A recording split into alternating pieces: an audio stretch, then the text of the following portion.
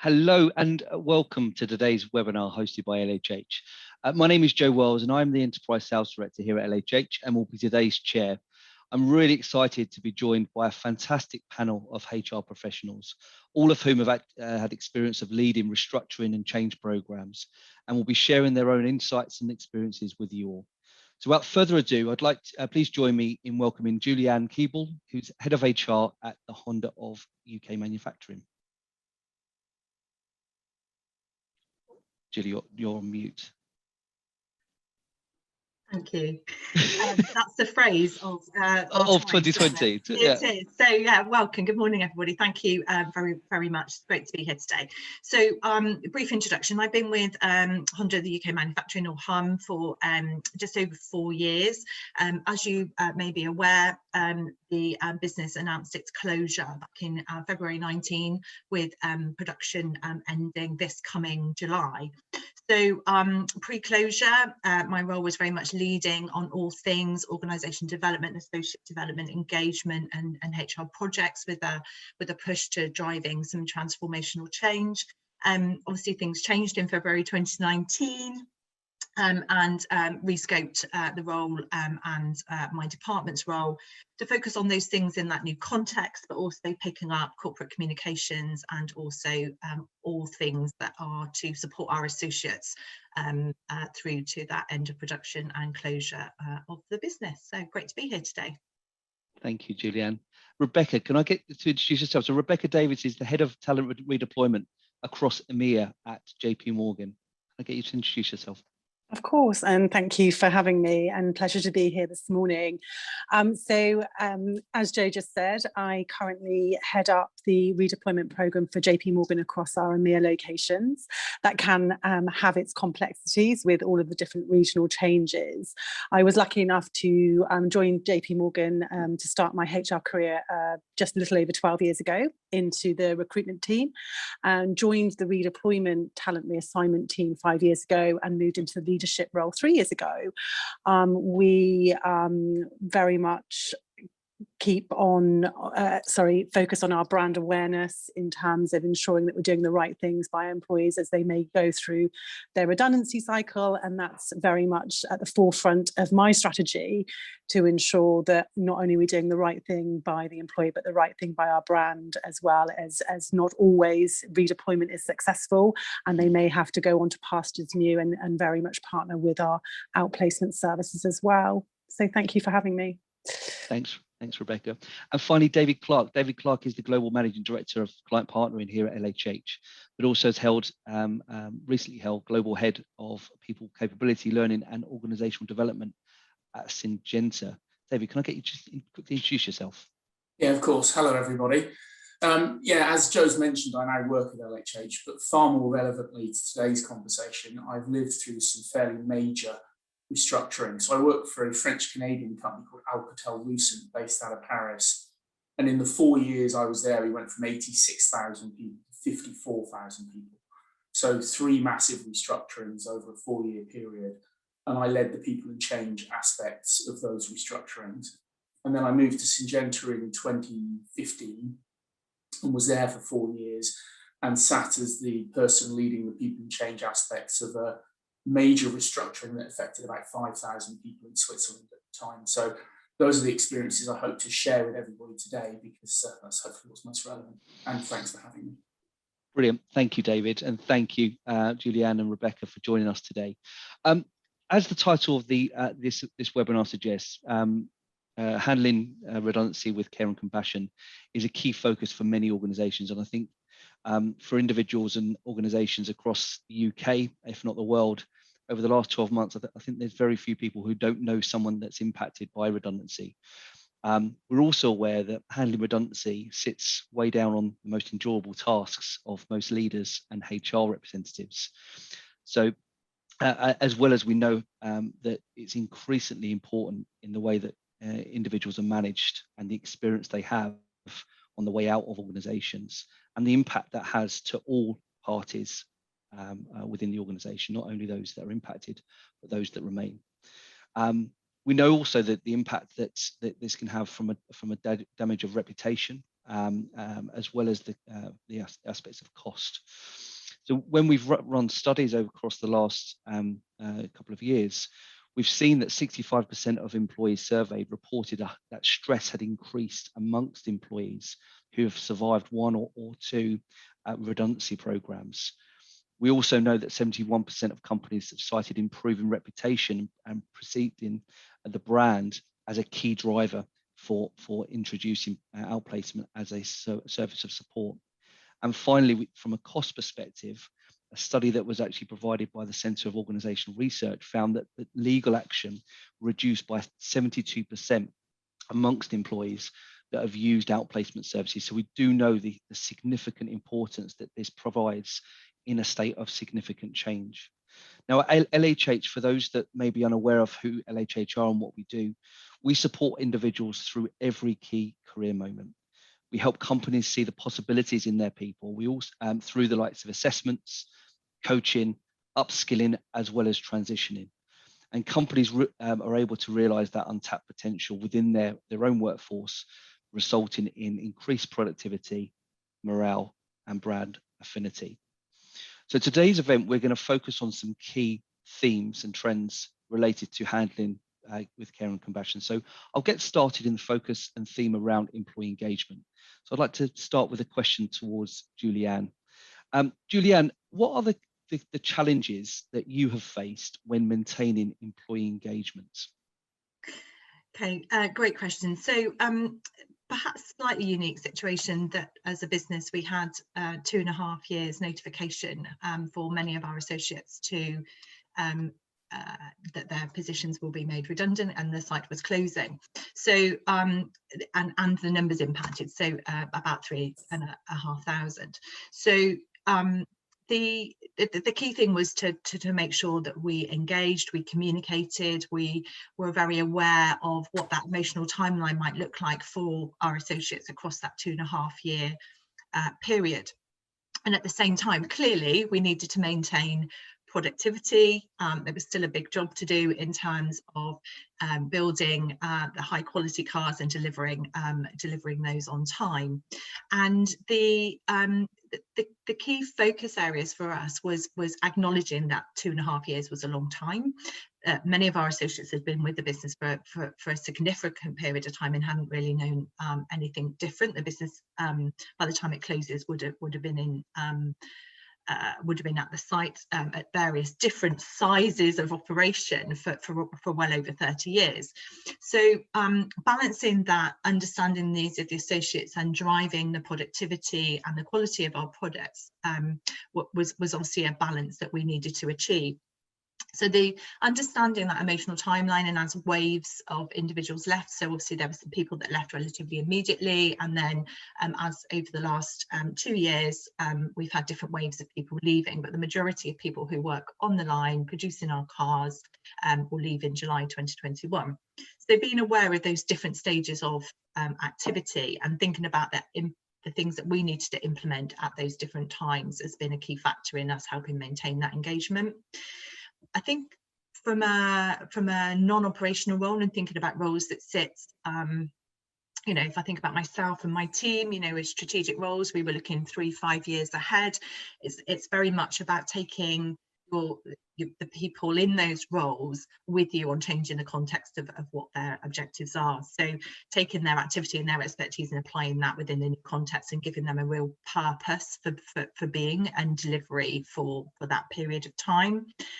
And then I think the measures that we've used throughout, we've changed how we measure that and doing more pulse surveys, more understanding around the items that we wanted to measure rather than just measuring the typical things it would measure as a business. So we very much changed that to reflect the context of closure, and that's helped us get some very tangible information about what levels of engagement are. I mean, a couple of the key things that we look at in our latest survey, 82% of our associates said that they still felt proud to work for the business despite it closing, which I think is amazing, given that I think many businesses would like 82% result in normal business situation. and we've continued to produce our quality vehicles. So I think what we're doing is we can see it's working. You know, again, recently we were still #1 in the Honda world for producing the best quality of car right first time. So we know that we're doing some things right, and we're monitoring the measures. So I think the key thing from our experience is just being very aware of that emotional timeline over such a long period. And obviously we're now reaching the final months of production, and we're very mindful of what we need to do over the next few months to maintain that productivity and engagement of our associates. Thank you, Julianne. And that is no mean feat to be top on the quality of cars, but also maintain that level of engagement and pride in what they do. I think it's a testament to the great work that you and the team have put in place over the last couple of years. David, can I just move to you around the topic of employee engagement? What have you implemented, or what have you experienced that has seen the most success in the increase in well-being and the psychological health across all employees that are impacted in the business? Yeah, we went through a fairly major transformation. 30,000 people were impacted in 2015. And when I say 30,000 people impacted, it wasn't 30,000 people who were going to lose a job, but 30,000 people were going to be reorganised, changes of jobs on a mass scale. And one of the things we did, and this was a lesson from companies that I'd come across when I worked as a consultant many years ago in APAC and been involved in best employers research, was this sense of agency and control and autonomy, making people feel like they're in control and it's not happening to them. So to build on Julianne's point, and this was about 5 years ago, we actually ran something called a Change Effectiveness Index. Every month, 5 items, where we were asking them about the level of two-way communication, the degree to which they felt consulted and informed, etc. And we actually heat mapped that. So rather than having a whole of business approach, what we were saying was, look, what we'll do is we'll use this on a very rapid cycle basis to identify where there are issues. And then rather, and this is, I think, the important bit that worked particularly well for us, rather than saying, hey leader, hey manager, this is what's going on, please do something about it. What we actually did is at the beginning of the process, we built a change agent community of about 300 people based on geographies and the different functions within the 30,000 people business unit. And what we actually did was, as these hot areas were coming out, we would go to the change agent community and we would say to them, look, there's clearly an issue around transparency, visibility, understanding the change, whatever it was in your area. Can you please, at a grassroots level, because these change agents were deliberately not hypos. We went for long tenured people who had a lot of relationships. We deliberately went for people that managers identified as usually quite vocal about things. So we kind of had some criteria that were slightly different. And the idea being that these people were really embedded at a grassroots level. And they were given agency to come back and say, right, if this is the issue, this is what we want leadership and managers to do. So it wasn't managers and leaders doing it. It was a very scary loss of control for managers and leaders, but it actually had a really powerful impact on the degree to which people felt in control. So their engagement with the change was only marginally impacted, if I'm completely honest. At this point in time, bear in mind, huge transformation. I think we lost 10,000 jobs in the previous year. But what we found was that people's level of well-being and psychological health and just general sense of agency in the process increased dramatically. They felt more cared about, more engaged, and more involved in what was going on. They knew the inevitability of the journey. For those that don't know, Nokia bought Alcatel-Lucent for $1 in, I think, 2016 it was. And the company had about 5 billion in debt at that point. So they knew where they were going, a bit like Julianne, your point about 2.5-year notice. There was an inevitability about this. But the change agency piece with the Change Effectiveness Index and the data given to people at the grassroots level to say, what do you need? How can we help you? Had a really big positive impact.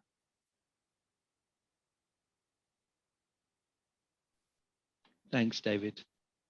Rebecca and Julianne, anything from your perspective on that topic of well-being and psychological health that you've experienced? I think from our perspective, one of our 4 pillars of our associate support offering well-being. So we've taken a strong focus on well-being, and whilst we had a very clear agenda of what we were going to what our strategy was for wellbeing and the provision of that pre-closure, we've continued with that despite closure, to show that we're continuing to invest in that, and then change some of it to both the context of closure and the context of COVID. So I think it's, from a wellbeing perspective, anybody that's got a wellbeing agenda will know that it needs to be quite agile in these days. So yeah, from our perspective, we maintained that focus on wellbeing and changed it and upped the game a little bit in the context of COVID and closure. Yeah, I think, given the current climate as well, I've been quite lucky. JP Morgan have a massive wellbeing agenda at the moment with the pandemic, and I've been lucky to be able to piggyback off the back of a lot of good work that the company is doing as a whole to make sure that the population that I'm supporting feels very cared for. And I think a topic that comes up a lot is empathy. So as HR professionals, just really understanding that there's a person, an individual person, although we might be dealing with larger numbers, they are one person and they just need to feel that empathy towards us. And when we're talking to them, it is actually about their situation, and everyone's situation is very different. So actually just making sure you've got your toolkit ready, that you know what your company offers, that you're ready to signpost. We're not all professionals in every human element, but if somebody is particularly struggling in an area, that we know where to put them and signpost them.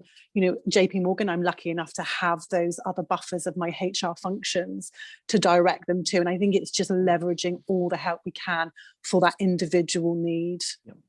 Yeah, no, I think it's a really good point, Rebecca, and I think it's a conversation that we've been having over the last few years when we're speaking to organisations. That individuals are often referenced as talent up until the point of transition, where they're then referenced as headcount.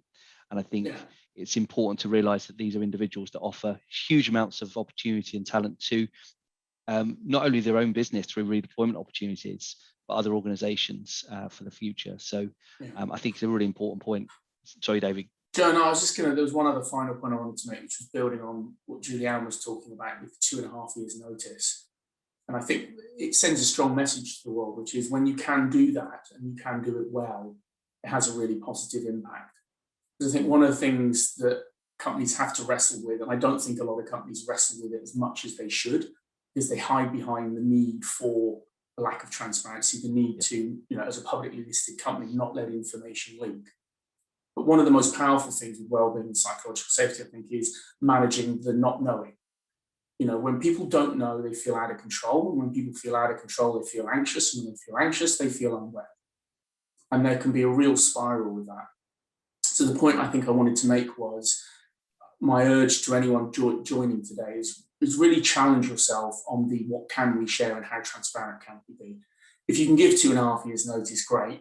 But more often than not, you obviously find yourself in a situation where there's not a lot you can say until it's time to say it. Yeah. And then it's almost too late to be kind, caring, compassionate. But I think often companies take a default position of we can't share anything and we mustn't share anything. And I would just get companies to challenge that assumption as much as they can, because the more you can be transparent, the research shows very clearly, the more people will feel emotionally cared for and looked after. And the more they feel that things are being hidden from them, the more they'll have a negative sentiment towards the company as well. No, I think it's a very good point.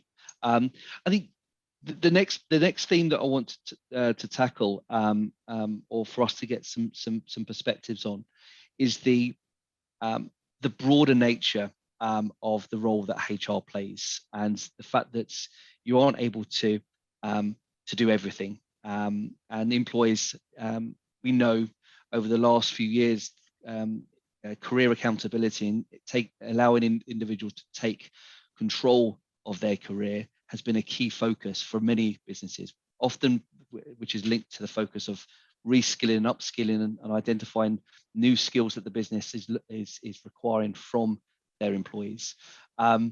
But equally, at this point in time, there are so many questions that I would imagine being asked of HR as to what the impact is for the wider business. I'd like to just pose this question to begin with to Rebecca. What are the challenges that you have faced when managing the expectations of employees that are transitioning in their career?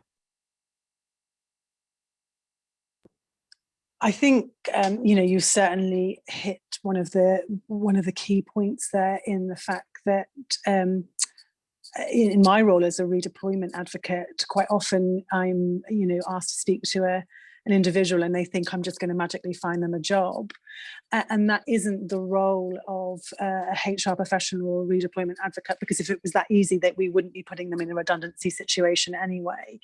So I think it's about changing that mindset so that they become more empowered to drive their own career search, giving them the toolkit to become more self-aware around what that looks like in their own career journey. And I think really one of the other things, and perhaps touching on the well-being topic that we've just come off, is actually getting them to really understand that this isn't an individual personal attack, that they aren't being made redundant, the role is. And I think when we can get that mentality right, that they understand that it's the role that's being made redundant, but we still value them as talent. Once they get on that talent journey, and we can empower them with the right toolkit, they start thinking about them and their career and what that transition looks like going forward.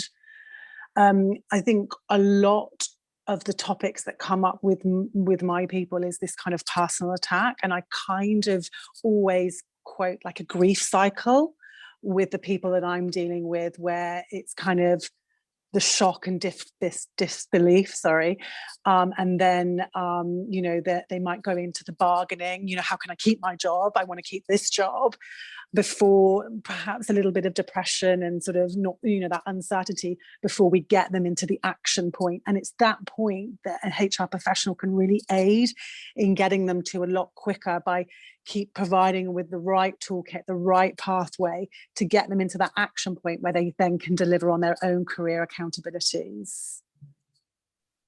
No, it's a really good point. We often see individuals at the stage of being introduced to LHH at that point of running through or moving through that change curve.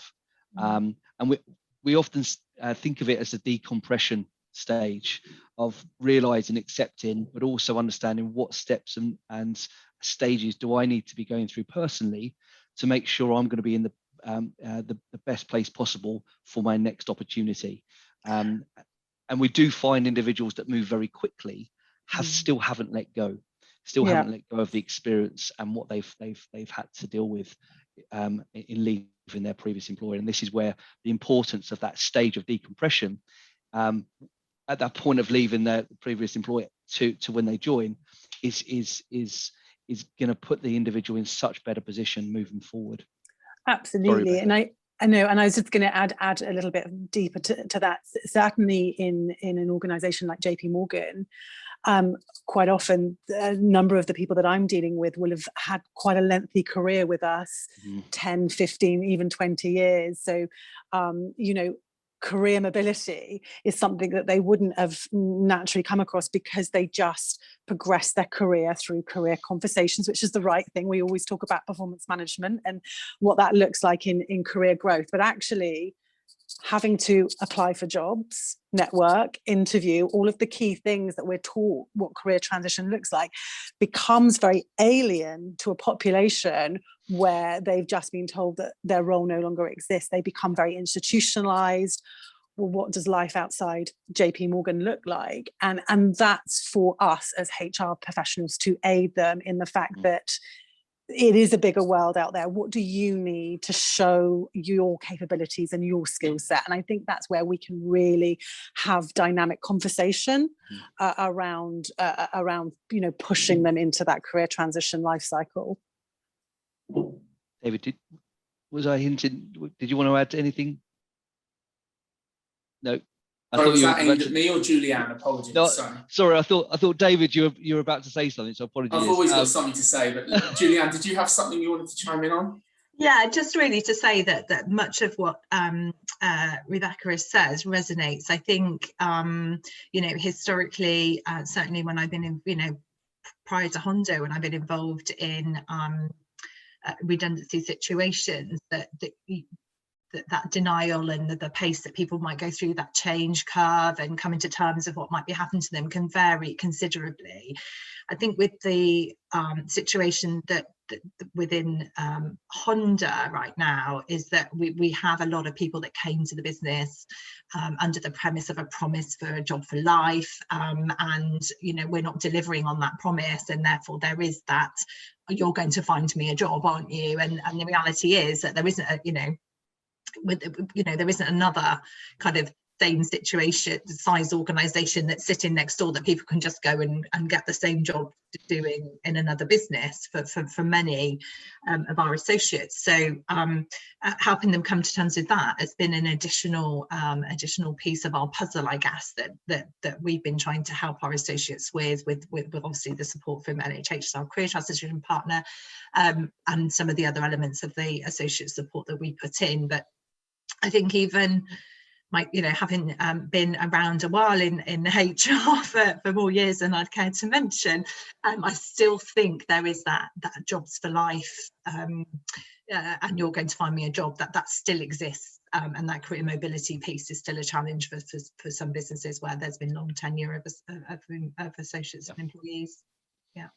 Yeah, no, I think it's a good point. I think the other thing, this is where we've seen career consultants being heavily used, is identifying what's possible, because individuals coming out of their previous employment thinking about looking at something similar. Not every role is accessible in terms of looking at their skill sets and roles and how that could be applied at a local level, whether that's a 1 hour or 2 hour drive. And I think for a lot of people that they don't know what they don't know, in the fact that the skill sets that they have, how they can be deployed in other settings, industries, organizations.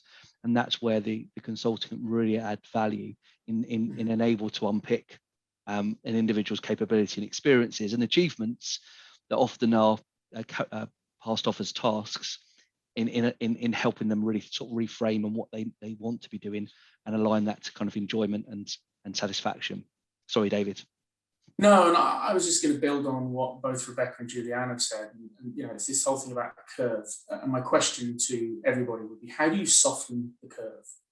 So what happens is the curve happens when the event occurs. And it's like, it's based on the grief cycle.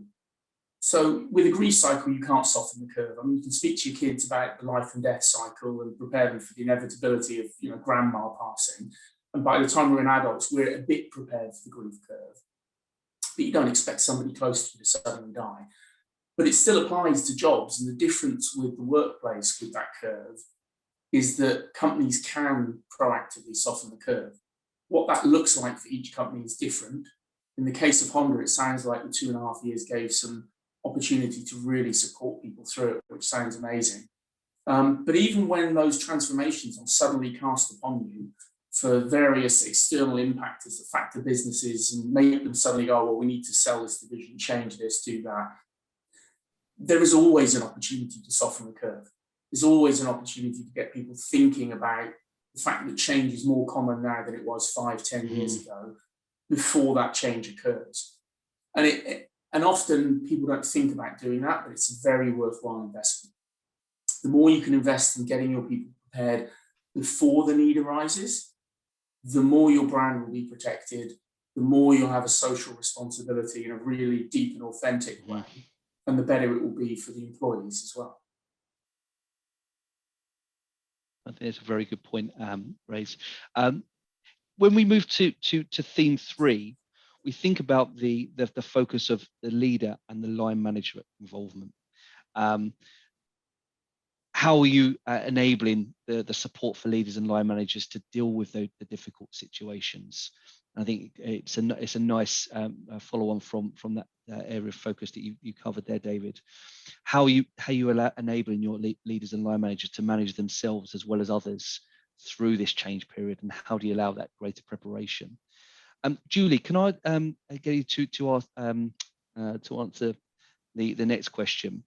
So how are you best equipping your line managers to manage the process with greater empathy?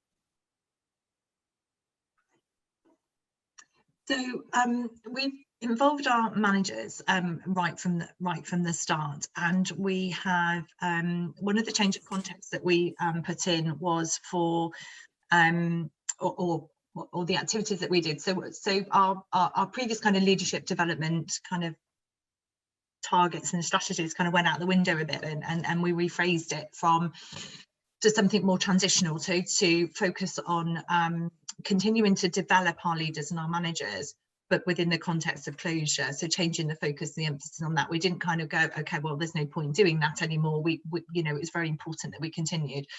And also we were really clear that our middle managers would need some support as well. So one of the things that we were really mindful of, and again, we were looking at bringing in some coaching for our middle managers, and we changed the context, the closure context. We changed the focus of that, and we utilised Ezra coaching actually for this as an online tool, because it was and thankfully so, given that COVID then lighted us with its presence. So what we ended up with our middle managers was doing is effectively giving them coaching around managing transitional change, managing emotions, thinking about how to engage in a different way with their associates. And then on top of that, with the kind of working from home situation, which was very alien to our business, it was not done. We were all very present in the office. I've been in once in 12 months now, and it's working very well. You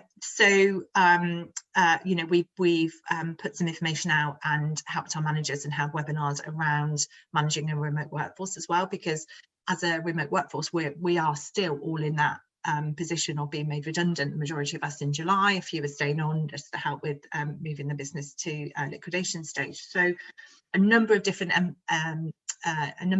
interventions aimed at different populations, but were in the context of closure. So we, a bit like with our wellbeing agenda, we continued to have our agenda but changed it to the context that we're in. We didn't kind of throw it up and put it in the bin because we're closing and we didn't want to have that investment. So I think, as with our associates, the same goes with our managers and our leaders. We continue to invest in them to help them manage the situation that we're facing in terms of the closure and the site finishing its production in July.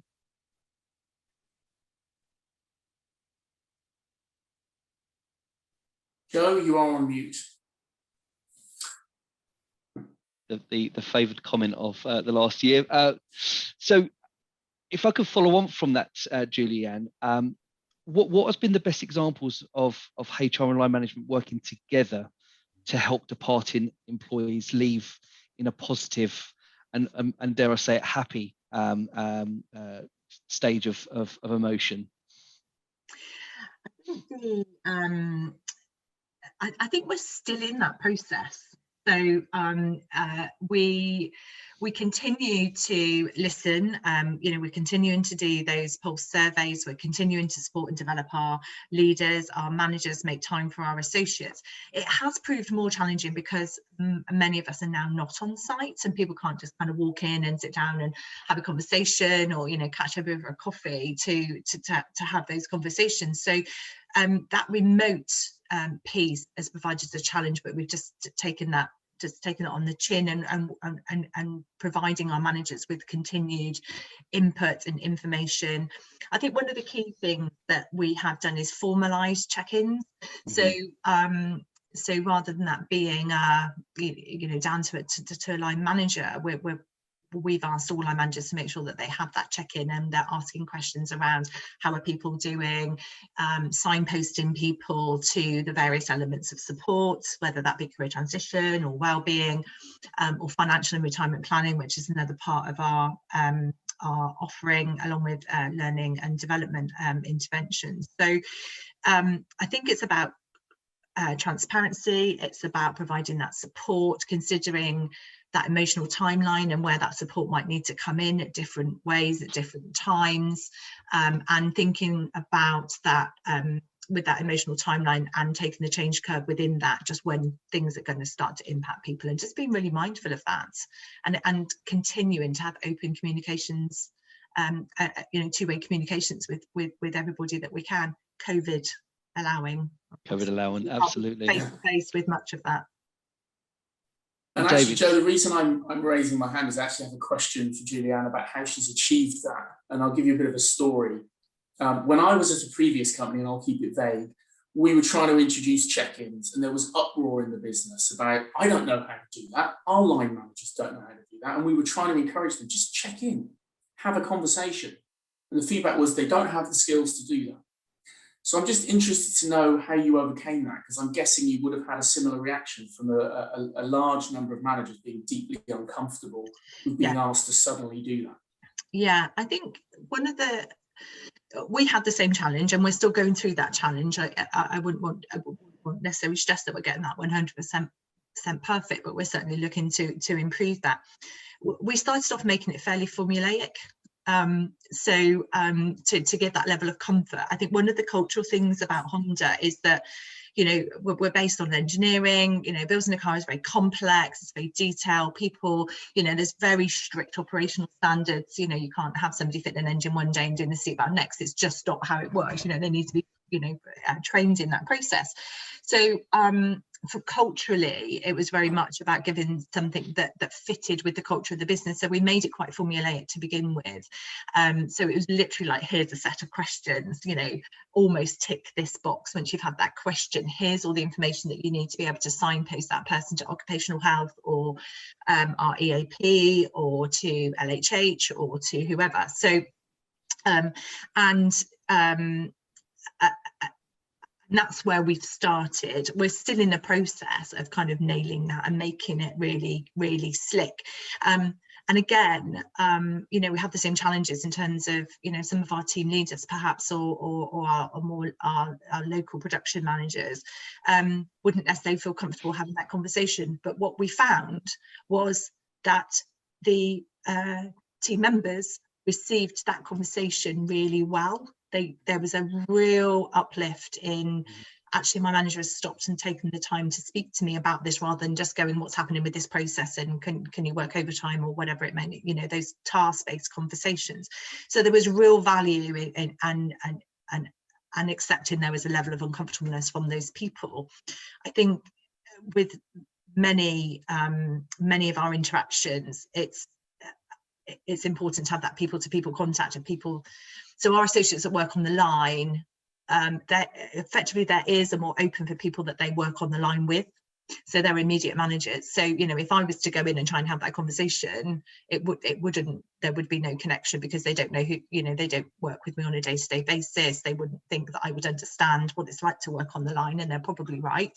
I have an appreciation, but I've not done it. Well, I have done it a couple of times, but yeah. So I think it's about giving it a go, not necessarily seeking perfection immediately, because you will get some benefit from it. I think is probably the kind of risk that we took, is we've got to do this, we've got to give it a go, and we know it won't be perfect, but seeking perfection will achieve nothing, whereas we know that if we give it a go, we'll get some really good value from that, and we have. Yeah. And Rebecca, did you want to add? Yeah, I just wanted to flip that slightly, in something that we've really focused on in JP Morgan, and it's about taking the taboo topic of redundancy, and the fact that anyone that's being made redundant actually we want to get rid of.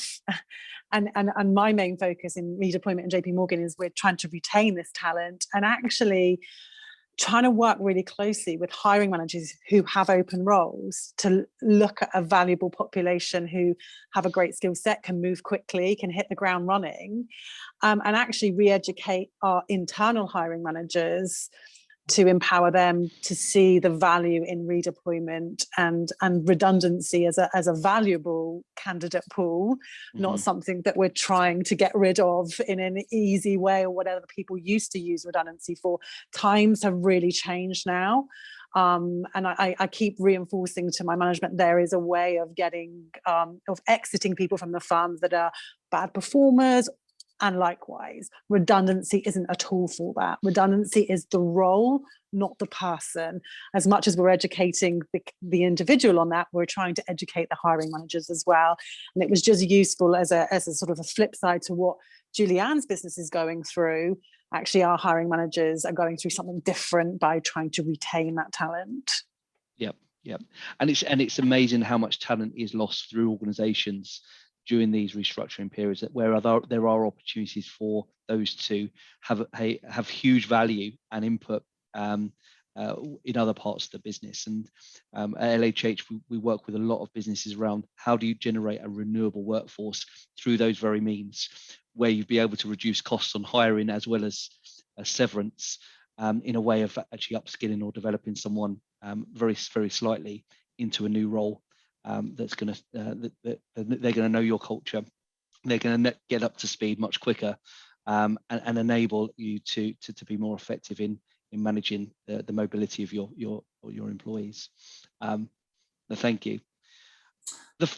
Joe, if I can just very, very quickly, and I think there's a really interesting point in what both Rebecca and Julianne have said, which is that, it's a bit of a cliche, but it's the emotional intelligence piece, right? Is to be able to have those conversations under either scenario provided is a skill. Yeah. And some people grow up learning that skill in environments where they do. Some people, by professional cultures they fall into, and others do not.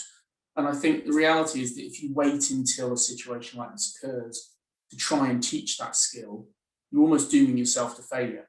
That's not to say you can't improve in a short period of time, but you're never going to make somebody who's fundamentally not very emotionally intelligent very emotionally intelligent in a short period of time. I mean, the reality is most businesses need to accept that these sorts of changes are par for the course now, moving forwards for most businesses to some degree, and therefore focusing on giving your line managers, not necessarily your leaders, but the line managers, the people that have to deal with this stuff in a real way day to day, those skills before they're really urgently needed is probably a good idea.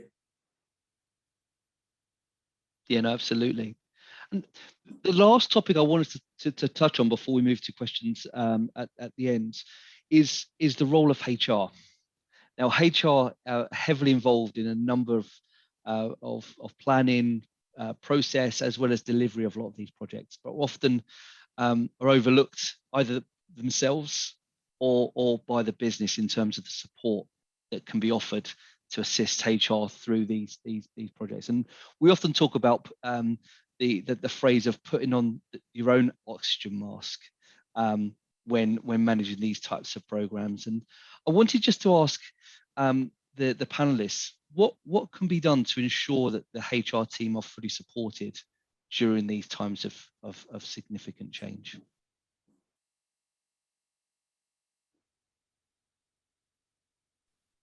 Can I start with Julie? Yeah. I was just making sure I was off mute. So thanks, Joe. I think the oxygen mask is a really good analogy, because typically, and certainly in my experience and some of the reflections that I've had over the years and more recently with the experience at Honda, is that we naturally want to go do support, put things in place, make sure that we're doing our jobs and focusing on those individuals and giving our time and supporting individuals that find themselves in a redundancy position.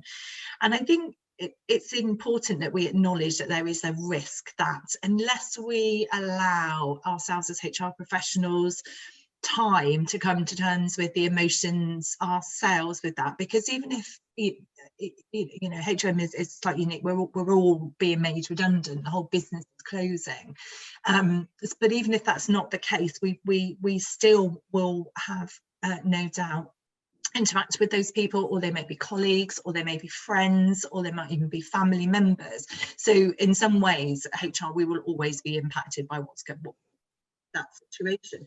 So I think, one of the things that we need to acknowledge is that there is that risk, and that we need to plan for that within our own planning of the activity. And I think the other thing that I would probably say is that it's about making it a safe environment for HR people to say, I need support, because I think one of the challenges that I think I've seen, you know, within HUM, in Honda, and within other businesses, is that there seems to be an expectation that HR people know how to write their own CV and know how to network and know how to job search. And yes, we've got really good insight, and we're really, you know, we can coach and we can help and we can support people that are doing that. But it's the same with anything. When you're doing something like that for yourself, it's not as always as easy. So I think it's also important to not only acknowledge the risk that we might not put our oxygen masks on, and we should make time to do that and allow for our own emotions, you know, for time to manage that. It's also, it should be okay that we need support as well. And I think, you know, I've seen that, you know, particularly, you know, during various businesses where we've been in a redundancy situation. And I think just coming back to the check-ins again, as HR people, and as leaders within HR, you know, let's not fall into that that situation where we believe our HR people will be okay because they know what they're doing and they've been through this several times before. If it's happening to them, they are still that individual and they still would need that check-in and that support. So I think that's kind of my reflections. Rebecca, David, I don't know if there's anything you want to add. Yeah, I think something that I mentioned earlier is redundancy still being quite taboo, and my experience with my HR colleagues is they do still feel a sense of embarrassment around it, and it's trying to take that away from it. And I think Julianne just hit the nail on the head there. Is it's okay to ask for help. As HR professionals, we still need that guidance. We're not an expert in everything, so go to where your HR colleagues can be of assistance to you, and don't be embarrassed to ask for help. You know, like we've already said, it's a natural transition of business, reorganizations, new strategies. It's the role, not the person, and that has to be at the forefront of everyone's messaging. Yeah, I don't know, Julianne or Rebecca, if you've got any stories of these sorts of things. But what goes through my head is how can you almost create a kind of group therapy for those going through it in HR. I was sharing with you when we connected on this about a colleague that I worked with. He was one of the most amazing people I've ever worked with. She was just always caring, concerned, brilliant at her job. I remember seeing her utterly exhausted one day, because this is when we were letting go of 800 people on a site. And she basically spent several months sitting in redundancy meetings and was totally burnt out. And because she was so in the focus of caring and concern for other people, she didn't stop to care and concern for herself. And nobody around her stopped to say, hang on, how are you? And I haven't seen it done anywhere, but I'm just wondering if you've got any, you know, Julianne, what you're going through on the scale that you're going through. Have you kind of set up support groups? I don't know what you want to call them, but how do you get HR people to sit down and share this stuff amongst themselves and create time for that? Yeah, it's an interesting one, because typically, as I think I mentioned earlier on, we were always on site and working from home wasn't an option. So, you know, we used to find, you know, we used to have lunch together and you know, have coffees together. And what we've done intentionally is made all of that virtual. And you know, I know this is kind of genuinely a thing with working from home, but it's been absolutely critical for us in this situation to have some social downtime. So, you know, we're doing it informally.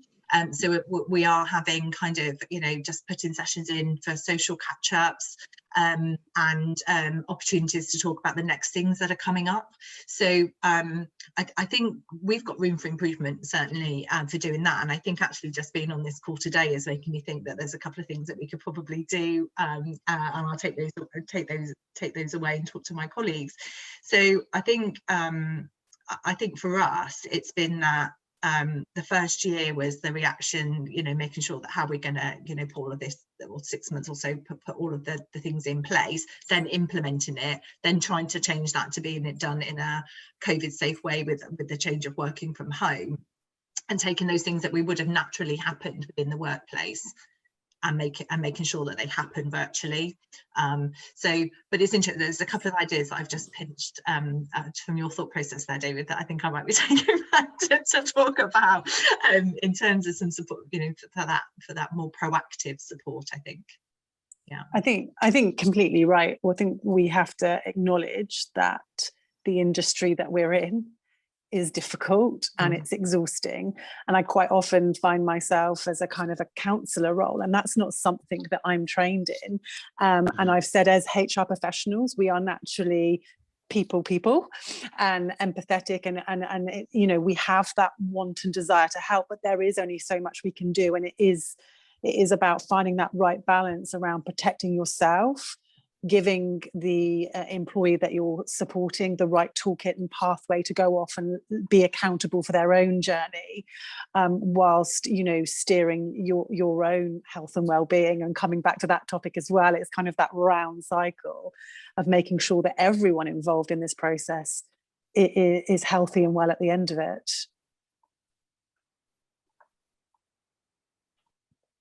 Thank you, and want to just thank David, Julianne, and Rebecca for answering those questions and across those key themes today. So for the audience that have joined, we are now going to be moving to the question and answers phase of the call. So please, for those that have got any questions for Julianne, Rebecca, and David, please feel free to pose those questions via the question and answers chat. Equally, more than happy to come off mute and ask that question directly. So I will pose them out to the group, and I'll wait for any specific questions. Whilst we, the first question that's come through to ask Julie. What one thing would you have done differently, or would you do differently as a result of regards to the project that you're currently embarking on?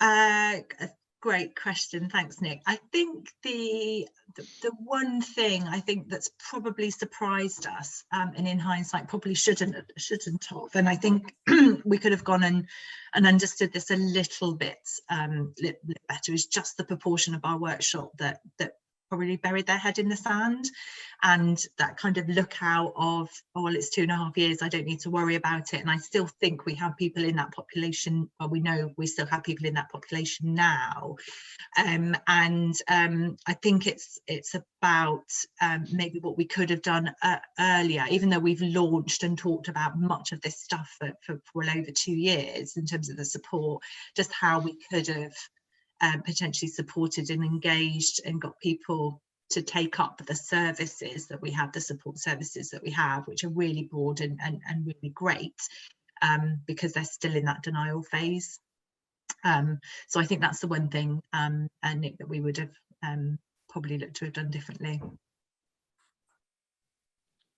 Thanks, Julianne. And Julianne, you might, Julianne and Rebecca, probably be good for the next question that's coming from Lauren Folds. How have you managed large-scale communications for employees that are not in computer-based roles during COVID? So those that aren't actually in the office that can be accessible, how have you managed those communications? With difficulty, it's not the easiest to do. So we have several communication channels which we have on site. So we have and I think this is typical, particularly of Japanese manufacturers, that there is a brief at the start of every shift, which is one of our main routes to get messages to our associates that work on the line. So, you know, there's 15 minutes before the shift starts, and the key communication messages are shared during that time. Historically, it's when the exercise used to happen as well, for any of you that were aware of that.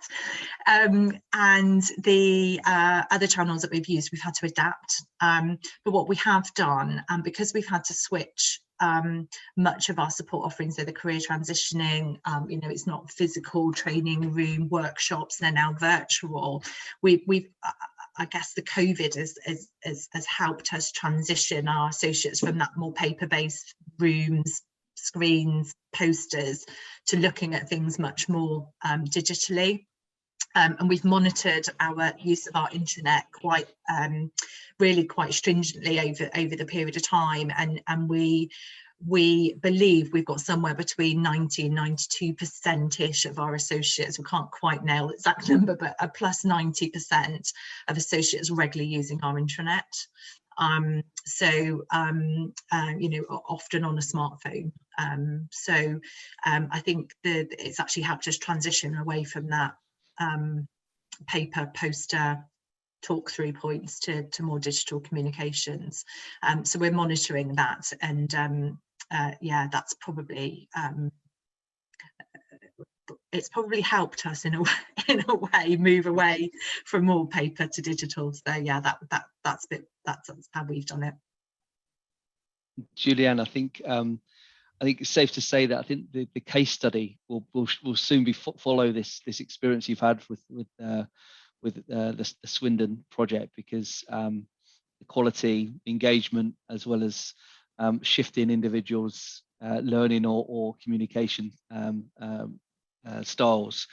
I think you've probably had to deal with everything as a result of the last 2 or 3 years. Yeah, it's been a challenge, and but a great one to you know, to be able to see the value coming out the other side, really. I think, you know, as a business, Honda have been you know, as we've been very keen to make sure that we support our associates, and that we you know, continue to recognise what a great job they do, and how tough it's been, you know, having to stop production because of COVID until we can make the site COVID secure. We've been you know, we've had very positive feedback around how secure our site has been from that perspective. So I think, you know, it comes down to that we're showing that we care, rather than just kind of saying it. And I appreciate that's kind of one of the things that we're quite proud of, really, that we are showing that. Not everyone, not if you were to ask all of our associates, I'm sure there'll be some that don't think that, and that will always be the case. But you know, we're doing everything we can to show that we are wanting to support them and give them the best chance of whatever it is that they want to do once their role finishes with us. Yeah. Thank you. Just to add a little bit more to that, if that's okay, Jo. I think we're very lucky in JP Morgan that almost the pandemic didn't impact us too much, because quite often line managers, HR professionals aren't in the same location because we're global anyway. It might be that you work in Bournemouth, but your manager's based in London. So we're quite used to doing things virtually. But one thing that I'm so passionate about is ensuring that you still get FaceTime, whatever that looks like. And I think the power of Zoom, let's face it, has rocketed.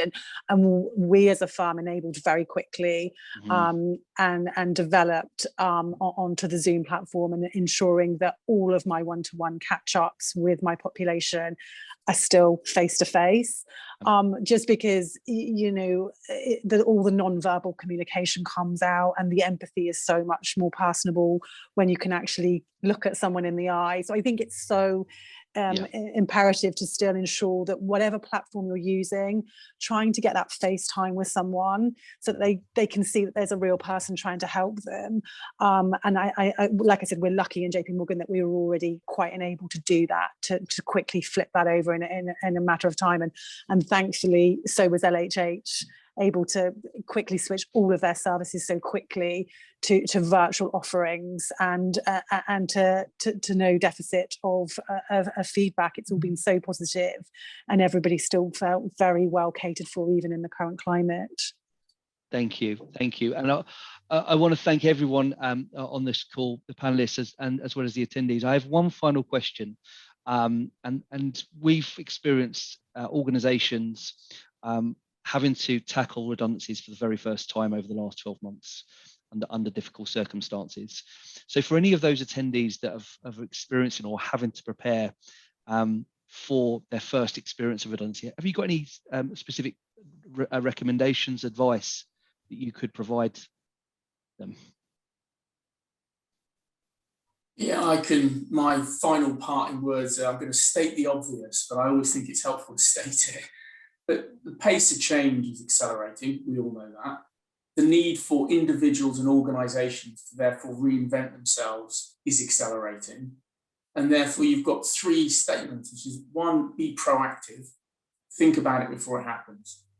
If you can't be proactive, be transparent. And if you can't be transparent, be kind. And if you can do those 3 things, I think you'll go a long way towards what you need to do.